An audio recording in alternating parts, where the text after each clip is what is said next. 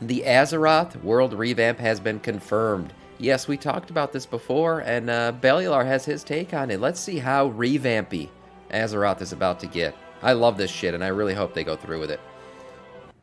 Okay, you saw the title of this video, that a revamp of Azeroth is almost certainly coming. And here's the deal. Why else would World of Warcraft's game director, for the first time speaking to the press on this topic, say that it is very likely? And it's not just what he said, because when we look at the game files, things, in fact, get even more curious. Many of Azeroth's oldest models just got revamped, some of which on the most recent PTR of World of Warcraft. Man, that looks so good. That version of the Goldshire Inn looks freaking amazing. Look, the thing about WoW is, honestly, this game could continue for eternity.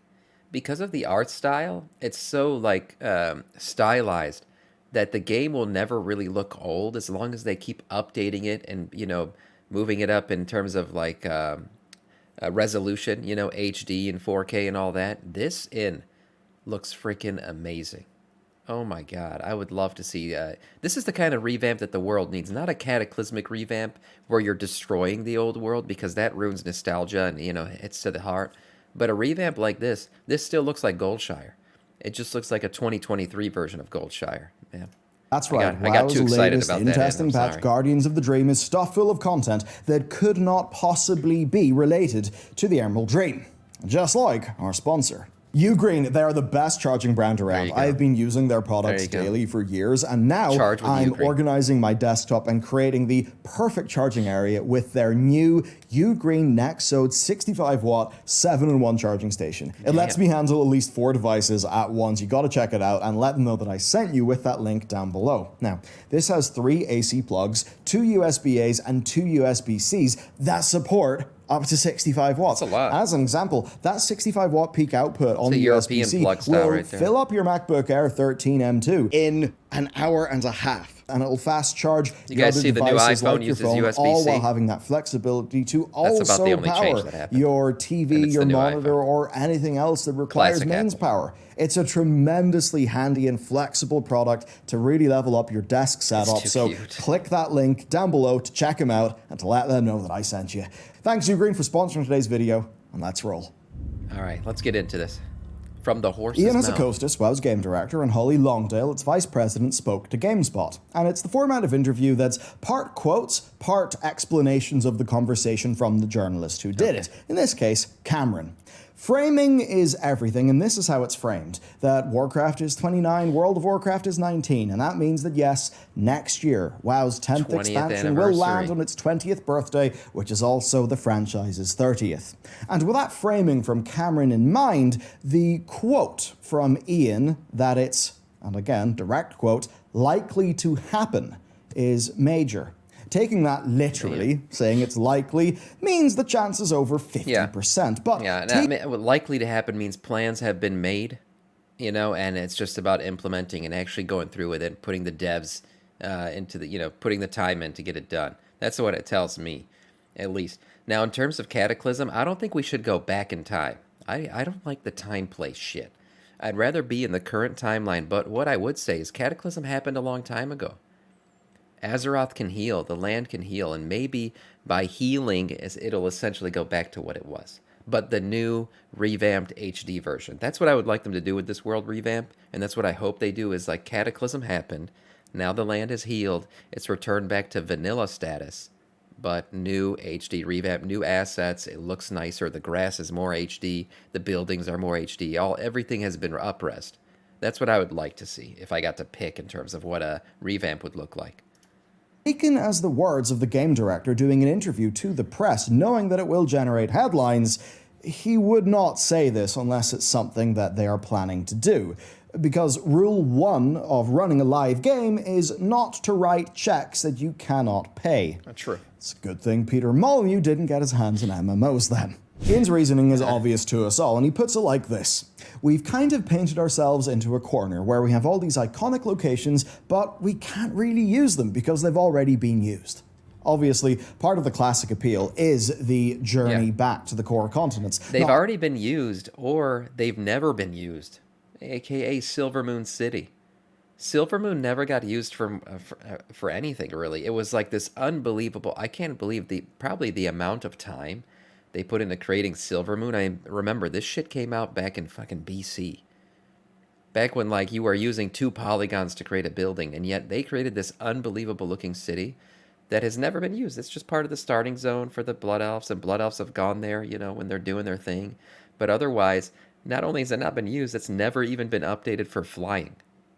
Like literally, Silvermoon to me is one of the hidden gems of World of Warcraft that could get a huge facelift in terms of upresing and actually be used potentially as a hub city.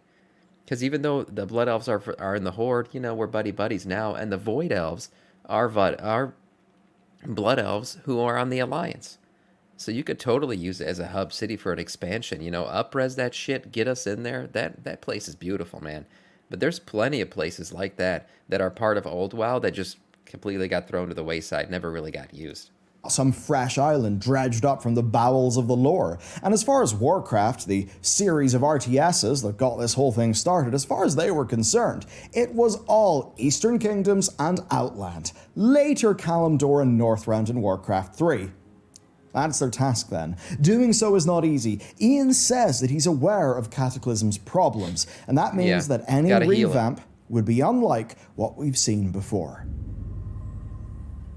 Cataclysm's largest problem, one that Blizzard would later admit, is that it stretched their team thin. The revamp went way beyond scope, and all aspects of WoW back then suffered.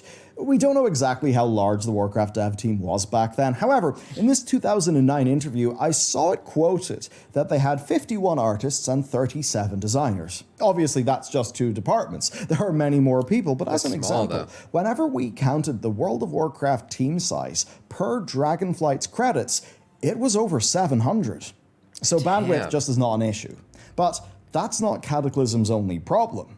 It also destroyed Azeroth. Yeah, that's the biggest. To me, that was the biggest issue. Is that it took lands that we were used to and knew and loved, and it completely wrecked them. I don't know if that's the best stories, right? That created a vast world full of possibility and rich lore. Well, that was all set ablaze. A lot of those stories took a back seat. Instead, it was Twilight's Hammer cultists, the fallout of Deathwing. Many places were on fire. So not only was the original Azeroth quite literally destroyed, the new one lacked that rich zone diversity. Yeah. The type of story told, too, was a problem. I mean, a cataclysmic event and its immediate fallout. Cool for an expansion, but more than any other story, that would age. When Ian Hazzikostas then says that they will avoid Cataclysm's problems, he actually means a lot. Number 1, don't destroy what's already there. Yep. Number 2, focus on zone-based evergreen stories. And obviously number 3, don't bite off more than you can chew.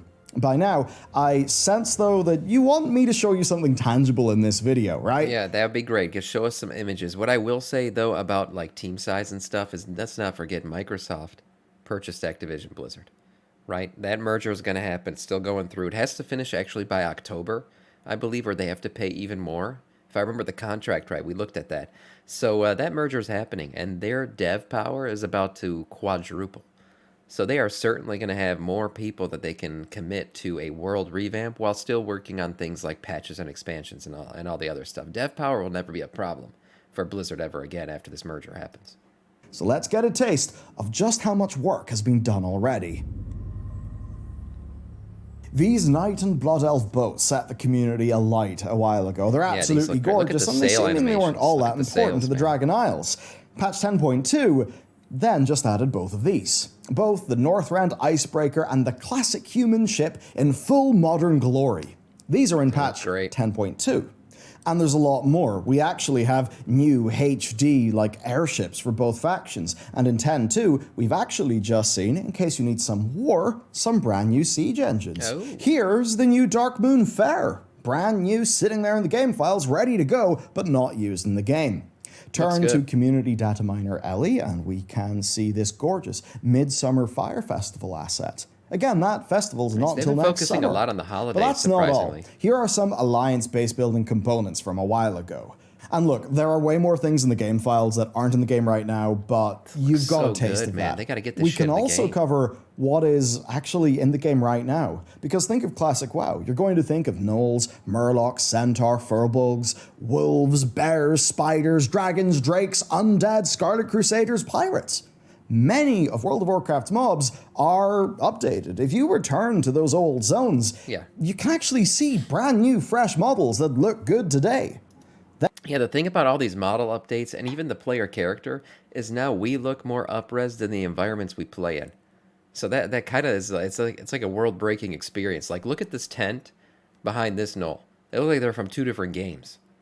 This looks like it came from 2004, and this guy looks like he was just created in a game yesterday. So that's created, it's exacerbated the issue of the world environment in the old world not being up to date, and it needs to happen more and more as they keep up-resing all these other assets. Then the tile sets used to create the Dragon Isles, those would apply to so many of classic Warcraft zones. I mean, the Azure Span probably gets you a good proportion of Northrend if you really needed it. And really, anything that is made after Legion is good for reuse in terms of game assets. True. I mean, take buildings, be it Centaur, Elf Temple, Night Elf Forest dwellings, human, orc fortifications. For any of these things, and so many more, the assets already exist. So, between the things that have been added to the game builds, but not actually added to the game itself that we've been seeing over the last while, to the things that are in-game, it is abundantly clear that when it comes to raw asset production, much progress on this revamp has already been made. But it's not just about assets. Doing it right. The world has got to be right. The narrative has got to be right. And narratively, Blizzard are in the perfect position to not repeat Cataclysm's long-term narrative problem. Because its story rapidly aged, leaving us in Azeroth that 13 years later is still, in many ways, on fire. Yeah. Dragonflight contained World of Warcraft's first time skip, because from the end of Shadowlands to Razageth's escape, 3 years passed. That's in addition to, of course, the 2 years that passed while the Shadowlands expansion took place. Right. What's happened in the world? The answer to that is not much. Key topics like It healed. That's what could have happened. It healed. Yeah, and finally, maybe we get something like, remember how I said about Silvermoon? Gilneas, same thing. Gilneas is an amazing looking city with such a cool, unique aesthetic to it, and we never get to use it because it's just still haunted by those fucking worgen, those untamed worgen just running around. Like, I think that shit should end at some point, and this would be a good opportunity to make that happen. Retaking of Gilneas just left on pause for no good reason. No good in-game reason, that is, because a while back, narrative lead Steve Denuser said that when Gilneas is retaken, it will be on screen for us to play, that it won't be relegated to a book.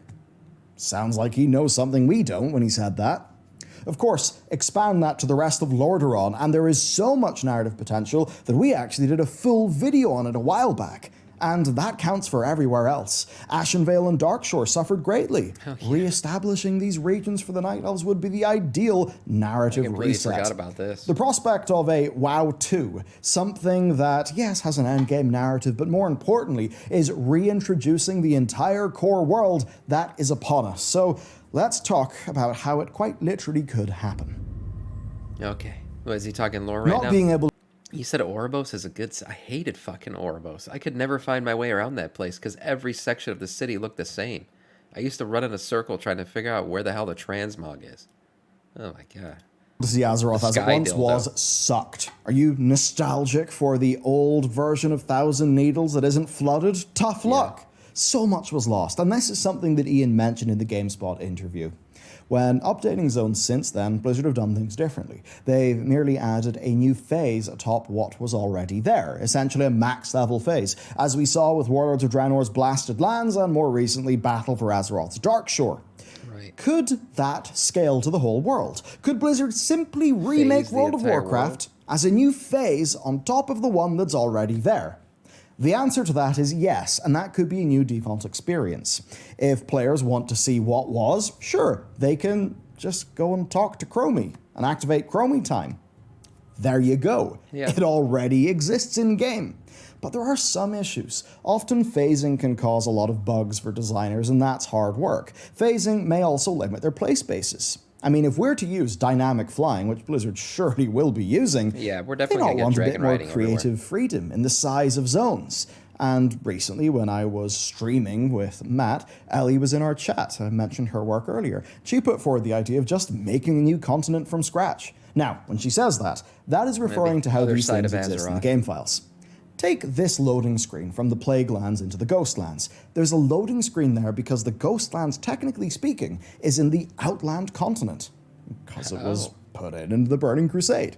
That's why there's a load screen. So, I didn't know if that. we are willing to say that entering Chromie time just takes us back to the old WoW, then starting fresh with Eastern Kingdoms and Kalimdor, yeah, you could say that's totally possible. We could see these zones fully brought to life with modern tools.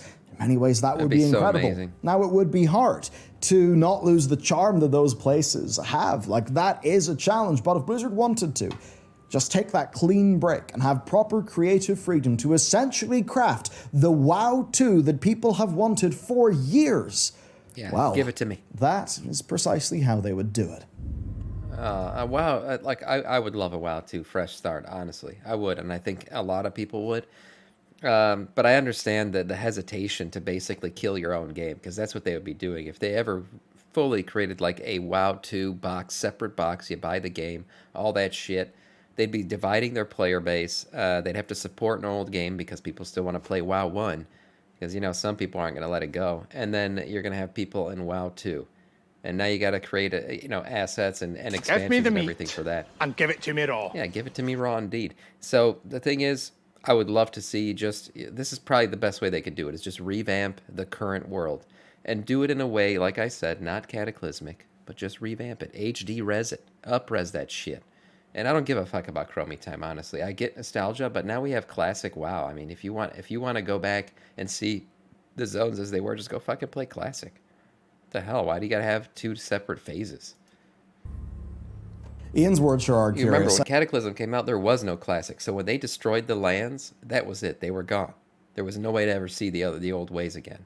But now you just go fucking play classic. Go play classic if you want to see the old ways. And here they are again, just to remind you. It's a shortcoming if you take a step back and think about World of Warcraft as an ongoing living world. Yeah, We kind Blackfish, a of lot of painted people feel the ourselves way you do. into a corner where we have all of these iconic locations, but we can't really use them because they've already been used, Classic. right? So that's what Ian said. Now, if they do a revamp and then they just start adding continents again, would we not end up back to square one? And this is where I start to wonder Yeah, about I World of kinda would. Warcraft structure. Because in any WoW 2, I think we would see a lot more things be account-wide, say. I think the structure of the game would be a little bit different. With scaling, Blizzard can make an Azeroth for everyone, and then they can make an endgame just on top of that, within Azeroth. What is, I think, to me, a bit more ideal is roughly this. Zones are fundamentally evergreen with their own story. However, Yeah. there is an MSQ, a main story. And that way, Blizzard gets to do a globe-trotting Azeroth story without always love having that. to squash everything into some new continent. As an Yeah. example, in Guild Wars 2, if you hit level 80, Not really a new continent, a new island. I talked about this in one of my other videos. Is I feel like that's a problem with these expansions. Is like every expansion has its own island and its own zones within that island, and that island and those zones feel completely disconnected from the rest of the world. It makes the game feel smaller. Like you're doing subtraction by addition. Every time they add an island where we spend the entirety of an expansion, it feels like the world got smaller because now we're just limited to this island and the entirety of the rest of the world is completely useless. So I feel like an expansion, yes, like this sounds like a Cataclysm expansion where, oh, the whole world is going to be the story and the expansion is going to be everywhere. But I do feel like a legitimate expansion where patches and different things are happening in different zones all over the world and it's very worldwide and everything's been up-res but not changed. That sounds like a fun expansion. I would love to be part of that. you can just go and keep on doing those old Tyria zones to fill out the map. Each time you level, you're rewarded, be it with mastery points, boxes of loot, whatever. We all know that if a big structural change is to happen, that the World Revamp expansion is when they would do it. And I think with Ian highlighting how they are, currently painted into a corner, I mean, we're then forced to imagine that he's going to be working on how they can not be painted into a corner. Especially since WoW Classic and Classic Hardcore constantly gives them a signal of players love old Azeroth. Yeah. And if you were to do this, who would you want to consult? More than Chris Metzen, the creative force behind Blizzard's greatest franchises. True, he's because back. not only is he back, he's on the WoW team. And that might be a shock to you. You may have thought, surely he was always on the WoW team. I'm so excited for him to present at BlizzCon. Previously, Chris Metzen worked on everything. He worked on WoW, Diablo, StarCraft, Titan, then Overwatch. It's no wonder he left his job at Blizzard in 2016, with burnout being one of the things that he cited. Now, Chris is working on just World of Warcraft. Bringing the world that he helped make up to the modern day, I think, would be quite the natural challenge, and it would be the main way you could actually get retail WoW back to being this position of a large evergreen game that can truly attract new players. For what it's worth, in that interview, Ian and Holly also talked about how being able to, now that they have kind of ran through the course of all the Warcraft 3 content, how they can just bounce ideas off Chris, the and old how lore they is can done. work together to ensure that new done. things It's all new still from here feel on out. Warcrafty. I mean, it does pretty much sound ideal. And now, let's just put a little... Shadowlands was technically new. That shit was not part of any old lore. And it should be deleted. We should redo that. Or not redo, just undo it. Shadowlands never happened. There you go. Moving on. top. But would it be Here's bad? the problem with making a WoW expansion, right? Done wrong, In order yes. to just meet players' expectations, raids, dungeons, the world, you've got to do a humongous amount of work that doesn't really scale, right? Here's a problem. What is the Dragon Isles? What's the lore? Who lives there? What does it look like? What's the art direction? What's the layout? Who lives where? There is so much new required. And that only gets them to the point of having a place for us to go and do stuff in. Now, True. 2 of 2023's greatest games have been built on the shoulders of giants. Resident Evil 4 Remake takes the template of Resident Evil 4 and delivers it in its best modern form. More specific to what I'm saying now is Legend of Zelda Tears of the Kingdom, because it takes the same Hyrule from Breath of the Wild, and by using that Hyrule as their basis, because they don't need to spend years just building things to get back to the point that they were able to focus their years of development time not on remaking the basics, but on new features and refined design to actually cause players to be surprised and delighted. And when that game came out, when Tears of the Kingdom came out, people were enamored by the progress that had been made, even though, yes, it was built upon the same Hyrule that shipped with Breath of the Wild. So, remake Duskwood. What a dream task. Because sure, you'll have to work out a new story, but so much of your art direction is already done. You just get to look at Duskwood. Like Nintendo, and there's so many in-game assets that already exist, like you said, from the new expansions. It's not really a complete remake. They don't have to do it from scratch, but what they have to do is kind of get creative in how they're going to, overlay everything that already exists. Having to remake and maybe change very minor things because time has passed. The wheel, you get to focus on making the modern Duskwood somewhere a player will love. It's handy then that so much of the rebuilding of these zones can be done using the template of the zone that already... Again, look at this. We got up-res models, beautiful HD models. Look at even the new animations of her leaning up against the building. But look at that building. Look at the moss. This looks like something out of Minecraft. This is so bad compared to what the models look like. And again, that's immersion breaking. And that's part of the thing is like an MMO is supposed to be fully immersive. Now, it doesn't have to have the best graphics in the world to be immersive, but there should be continuity between what an NPC looks like and what the environment looks like around them. And right now, there isn't. Existed, versus having to build a humongous world from scratch. So, I do think that this idea of the world revamp that Ian said is very likely. That is something that is scalable to a larger team size. And that is, in fact, the team size that they have today. And they're gonna get even bigger. Last question, when? Okay, while I love how GameSpot teed it up, with WoW's 10th expansion on its 20th birthday and the franchise's 30th, I actually don't think we're going to hear about this at BlizzCon. I don't think it's the 2024 expansion. I think they actually need time to let this one cook. I think they need to make some new technologies. They need to build some dev tools, right? It's a big project, so you gotta do your groundwork first. Right. So, I expect that whatever Xalatath and Eridikron's plan is, right, that's going to propel us into the post-patch 10.2 narrative, right? 10.2.5 and 10.2.7 will continue that story, setting us up. 10.3. You could even say for an see a August 10.3. 2024 expansion in the case that we don't get a patch 10.3. And after that expansion, then I think it will be time for the big Azeroth revamp. Yeah, I agree. And I think you can pretty much call that, for all intents and purposes, World of Warcraft 2. Yeah, pretty big topic, but there you go. That the team have actually talked about this publicly to the press. I'm going to talk a little bit about what he's saying here with the next expansion. I definitely think he's right. Let me know what you think, and I'll see you next time. I totally see Blizzard taking us to the other side of the world, right, to a new continent in the next expansion. That could totally happen. And this new continent will be, a showcase of what Blizzard can really do with its new assets. It's going to look good, it's going to look fresh, fully HD, and this is not just another island. This is a fully fleshed out continent, an Eastern Kingdom / Kalimdor style continent. And while we're over there doing the entirety of the next expansion, they can do the same to the old continents. We come back and now everything's healed and up-res. Looks great, right? That's how I see them doing it, and I think that'd be great. And this new continent, the construction of it, will be practice, essentially, for what they could do in Kalimdor and Eastern Kingdoms. It's all teeing up perfectly for this revamp, and I can't wait to see it. I'm clamoring for it.